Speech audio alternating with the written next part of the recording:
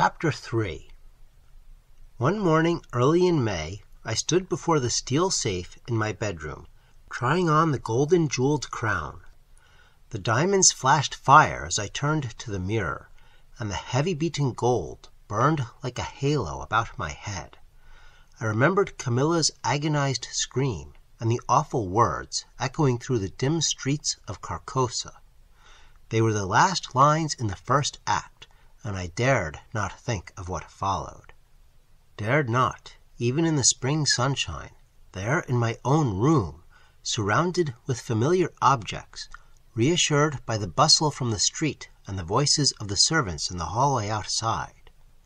For those poisoned words had dropped slowly into my heart, as death sweat drops upon a bed-sheet and is absorbed. Trembling, I put the diadem from my head and wiped my forehead. But I thought of Hastur and of my own rightful ambition, and I remembered Mr. Wilde as I had last left him, his face all torn and bloody from the claws of that devil's creature, and what he said. What he said. The alarm bell in the safe began to whir harshly, and I knew my time was up. But I would not heed it, and replacing the flashing circlet upon my head, I turned defiantly to the mirror. I stood for a long time, absorbed in the changing expression of my own eyes. The mirror reflected a face which was like my own, but whiter, and so thin that I hardly recognized it. And all the time I kept repeating between my clenched teeth, "The day is come! The day is come!" while the alarm in the safe whirred and clamored, and the diamonds sparkled and flamed above my brow. I heard a door open, but did not heed it. It was only when I saw two faces in the mirror. It was only when another face rose over my shoulder, and two other eyes met mine. I wheeled like a flash, and seized a long knife from my dressing-table, and my cousin sprang back, very pale, crying, "Hildred, for God's sake!" Then, as my hand fell, he said, "It is I, Louis. Don't you know me?" I stood silent. I could not have spoken for my life. He walked up to me and took the knife from my hand.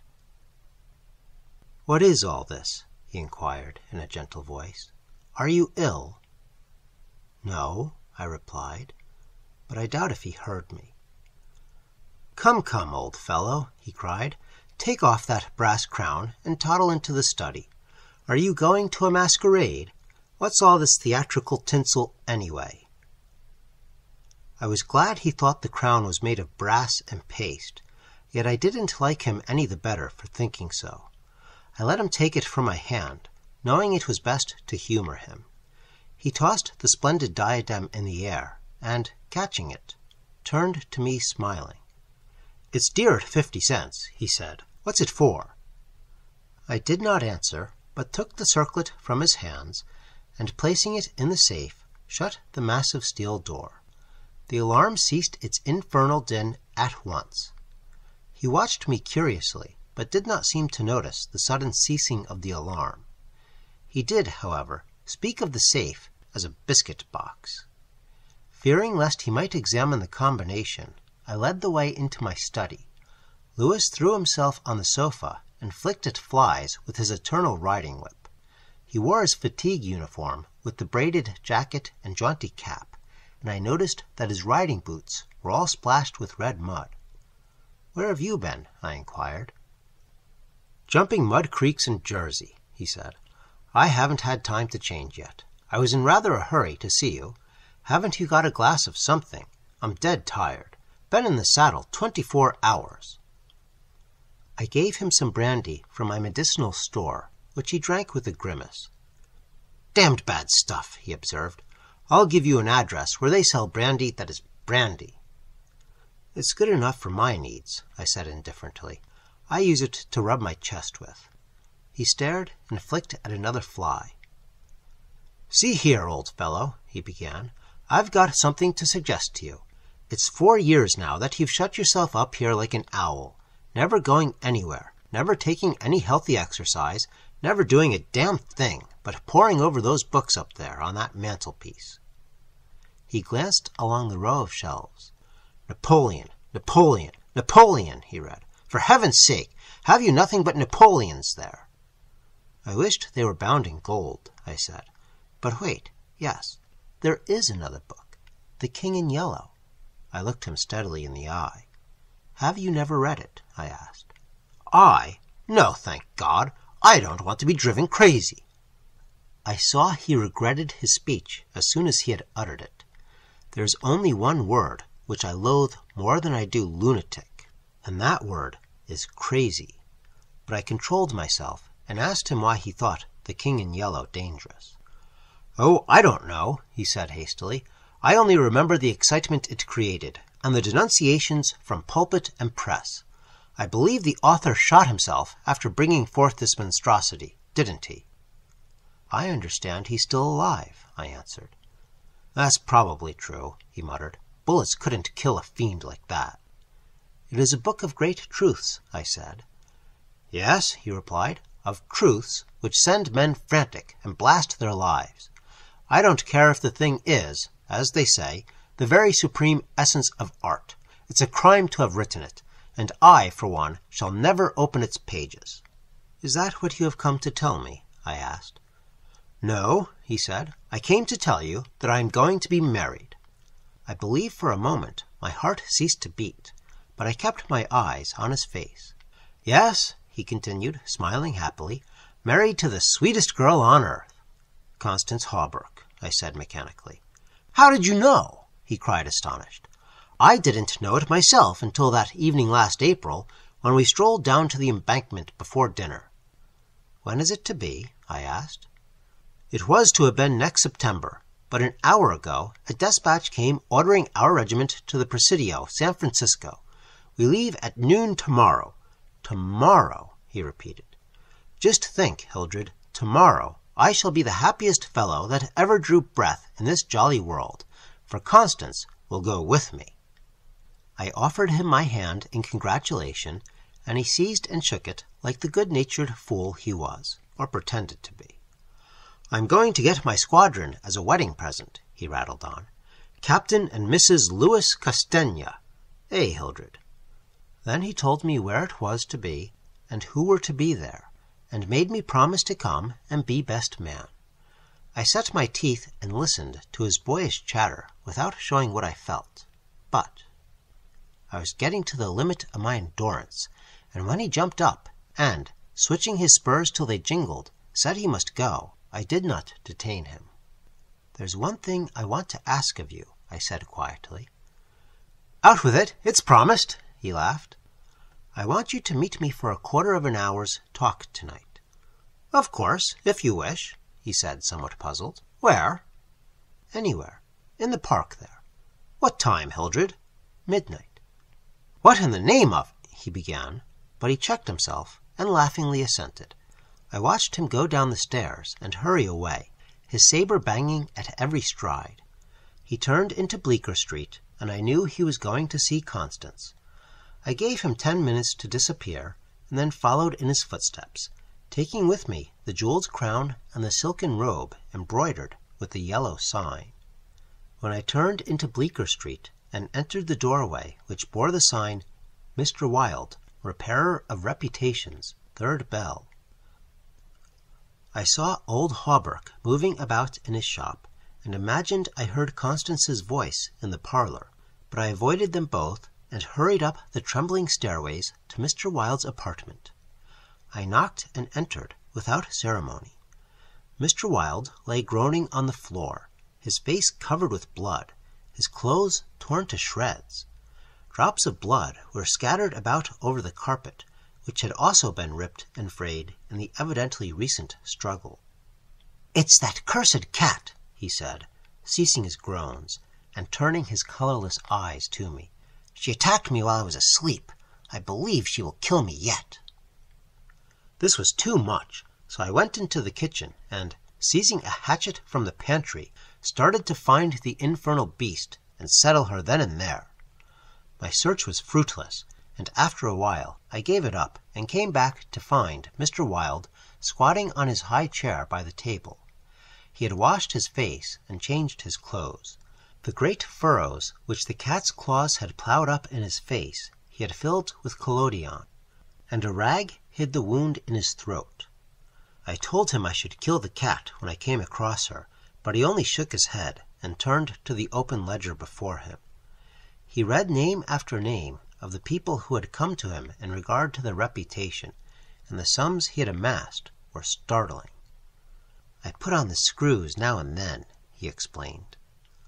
One day or other, some of these people will assassinate you, I insisted.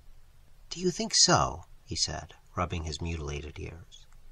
It was useless to argue with him, so I took down the manuscript entitled Imperial Dynasty of America, for the last time I should ever take it down in Mr. Wilde's study. I read it through, thrilling and trembling with pleasure. When I had finished, Mr. Wilde took the manuscript and, turning to the dark passage which leads from his study to his bedchamber, called out in a loud voice, "Vance!" Then, for the first time, I noticed a man crouching there in the shadow. How I had overlooked him during my search for the cat, I cannot imagine. "Vance, come in!" cried Mr. Wilde. The figure rose and crept towards us. I shall never forget the face that he raised to mine, as the light from the window illuminated it. "Vance, this is Mr. Castaigne," said Mr. Wilde. Before he had finished speaking, the man threw himself on the ground before the table, crying and gasping. "Oh God! Oh my God! Help me! Forgive me! Oh, Mr. Castaigne, keep that man away! You cannot mean it! You are different! Save me! I am broken down! I was in a madhouse, and now, when all was coming right, when I had forgotten the king in yellow, but I shall go mad again! I shall go mad!" His voice died into a choking rattle, for Mr. Wilde had leapt on him, and his right hand encircled the man's throat. When Vance fell in a heap on the floor, Mr. Wilde clambered nimbly into his chair again, and rubbing his mangled ears with the stump of his hand, turned to me and asked me for the ledger. I reached it down from the shelf, and he opened it. After a moment's searching among the beautifully written pages, he coughed complacently and pointed to the name of Vance. "Vance," he read aloud. "Osgood Oswald Vance." At the sound of his name, the man on the floor raised his head and turned a convulsed face to Mr. Wilde. His eyes were injected with blood, his lips tumefied. "Called April 28th," continued Mr. Wilde. "Occupation, cashier in the Seaforth National Bank.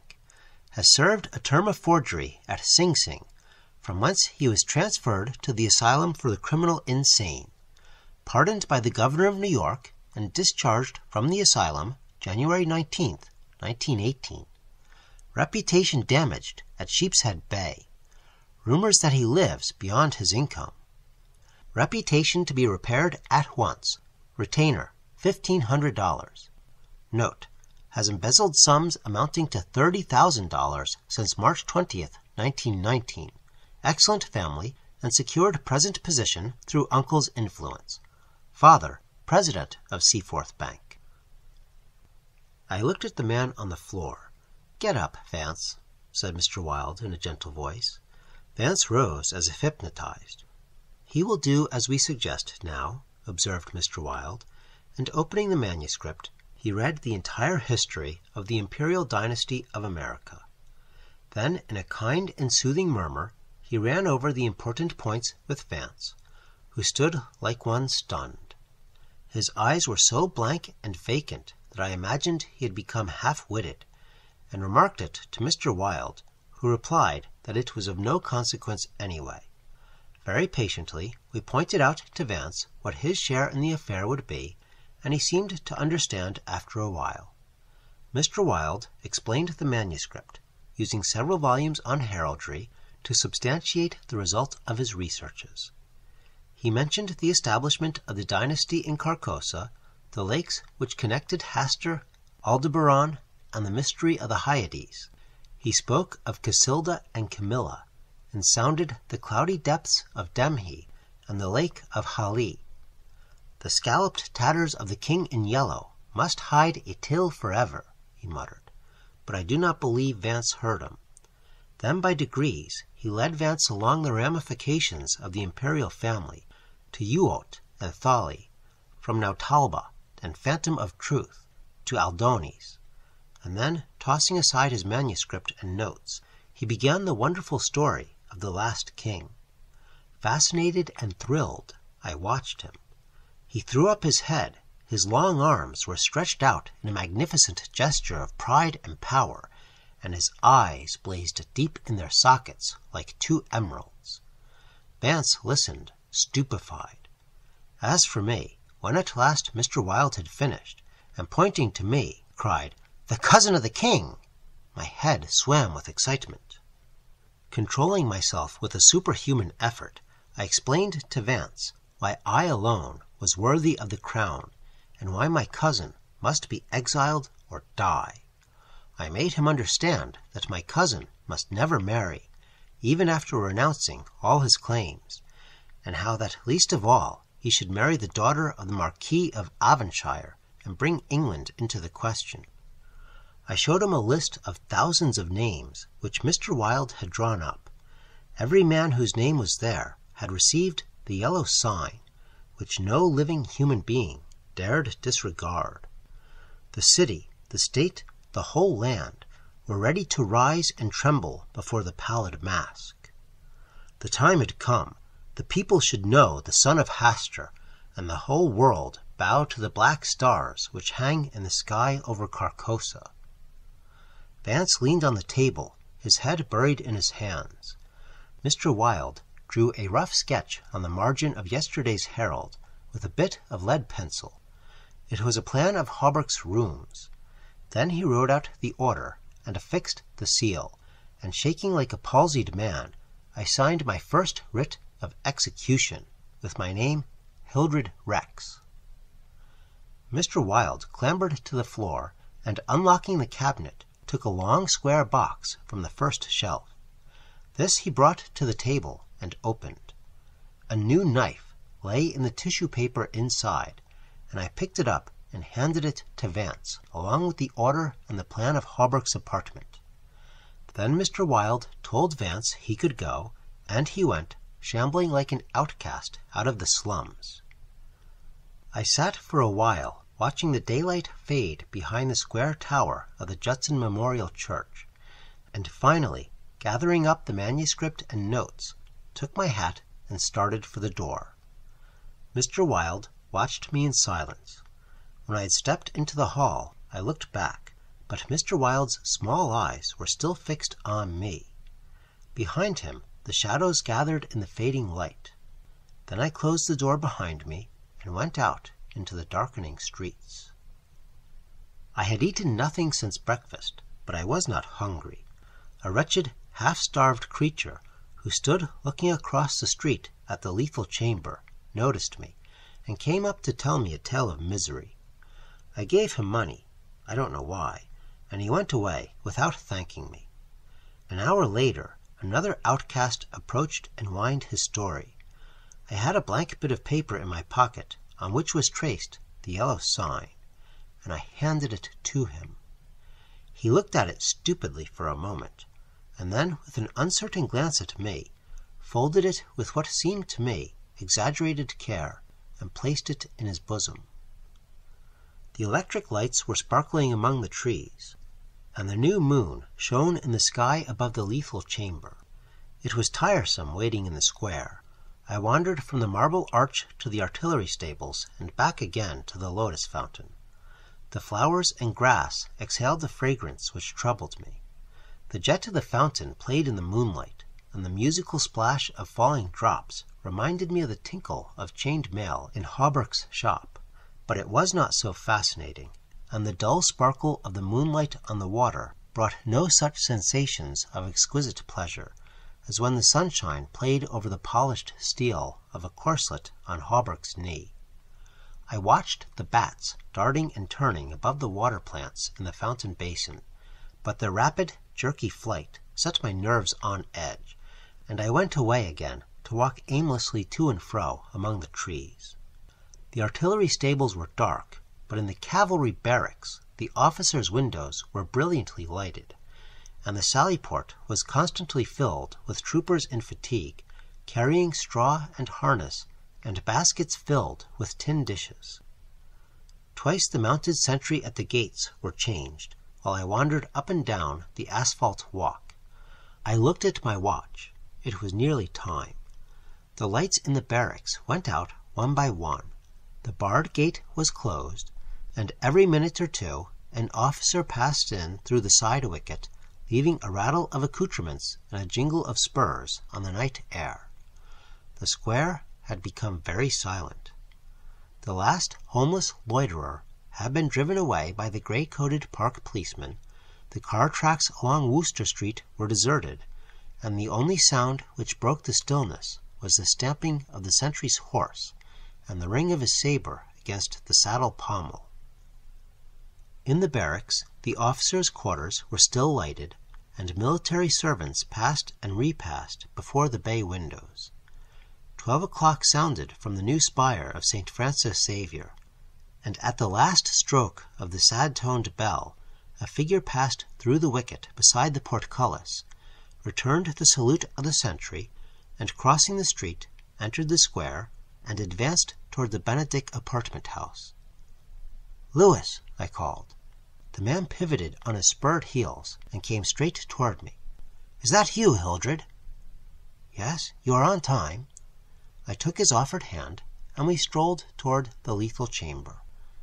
He rattled on about his wedding and the graces of Constance, and their future prospects, calling my attention to his captain's shoulder straps and the triple gold arabesque on his sleeve and fatigue cap. I believe I listened as much to the music of his spurs and saber as I did to his boyish babble, and at last we stood under the elms on the 4th Street corner of the square opposite the lethal chamber. Then he laughed and asked me what I wanted with him. I motioned him to a seat on a bench under the electric light, and sat down beside him. He looked at me curiously, with that same searching glance which I hate and fear so in doctors. I felt the insult of his look, but he did not know it, and I carefully concealed my feelings. "Well, old chap," he inquired, "what can I do for you?" I drew from my pocket the manuscript and notes of the Imperial Dynasty of America, and looking him in the eye, said, "I will tell you. On your word as a soldier, promise me to read this manuscript from beginning to end, without asking me a question. Promise me to read these notes in the same way, and promise me to listen to what I have to tell later." "I promise, if you wish it," he said pleasantly. "Give me the paper, Hildred." He began to read, raising his eyebrows with a puzzled, whimsical air, which made me tremble with suppressed anger. As he advanced, his eyebrows contracted, and his lips seemed to form the word rubbish. Then he looked slightly bored, but apparently for my sake, read with an attempt at interest, which presently ceased to be an effort. He started when in the closely written pages he came to his own name, and when he came to mine, he lowered the paper and looked sharply at me for a moment. But he kept his word and resumed his reading, and I let the half-formed question die on his lips unanswered. When he came to the end and read the signature of Mr. Wilde, he folded the paper carefully and returned it to me. I handed him the notes, and he settled back, pushing his fatigue cap up to his forehead, with a boyish gesture which I remembered so well in school. I watched his face as he read, and when he finished, I took the notes with the manuscript and placed them in my pocket. Then I unfolded a scroll marked with the yellow sign.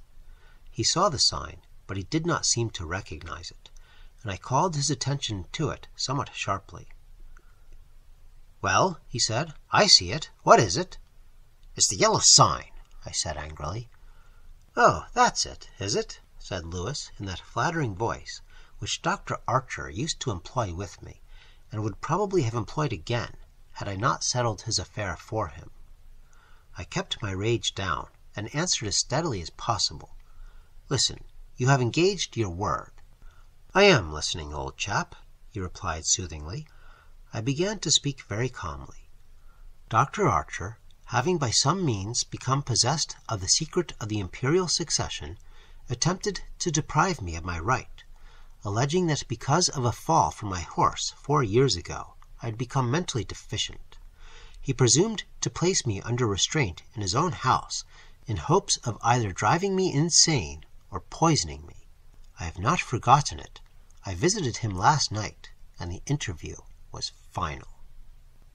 Lewis turned quite pale, but did not move.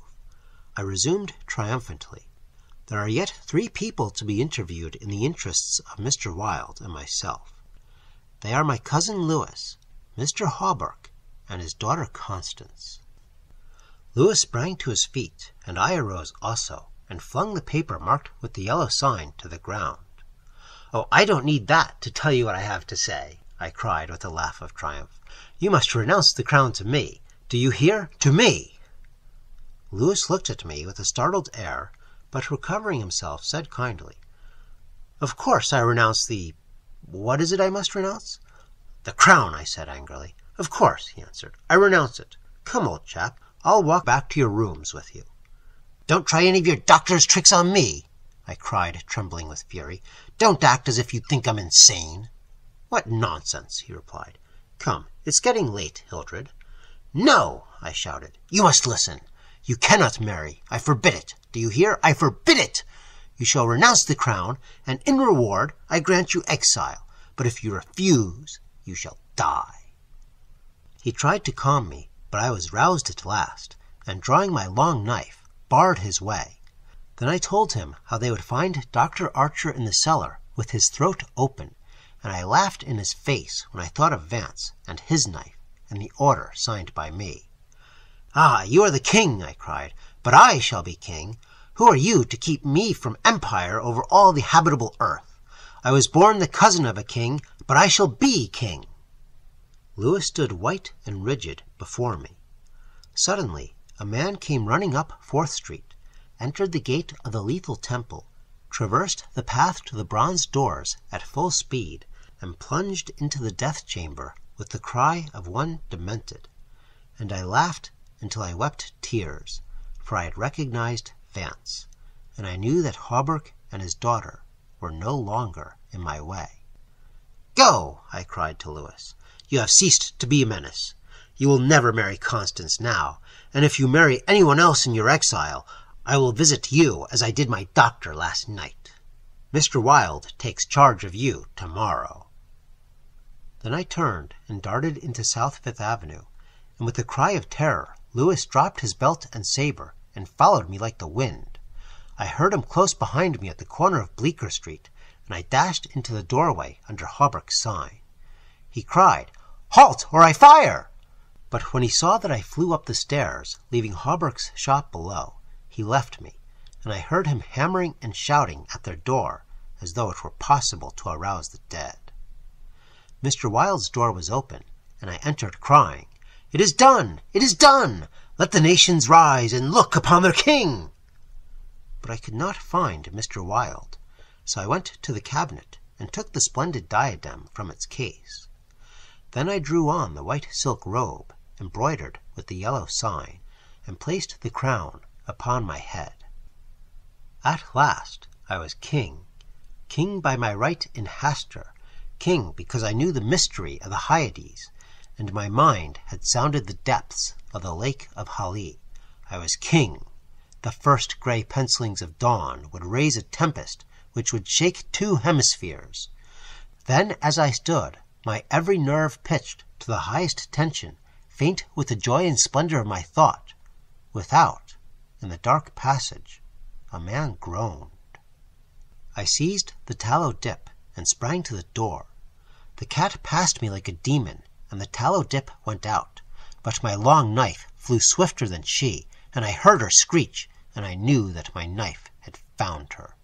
For a moment I listened to her tumbling and thumping about in the darkness, and then, when her frenzy ceased, I lighted a lamp and raised it over my head.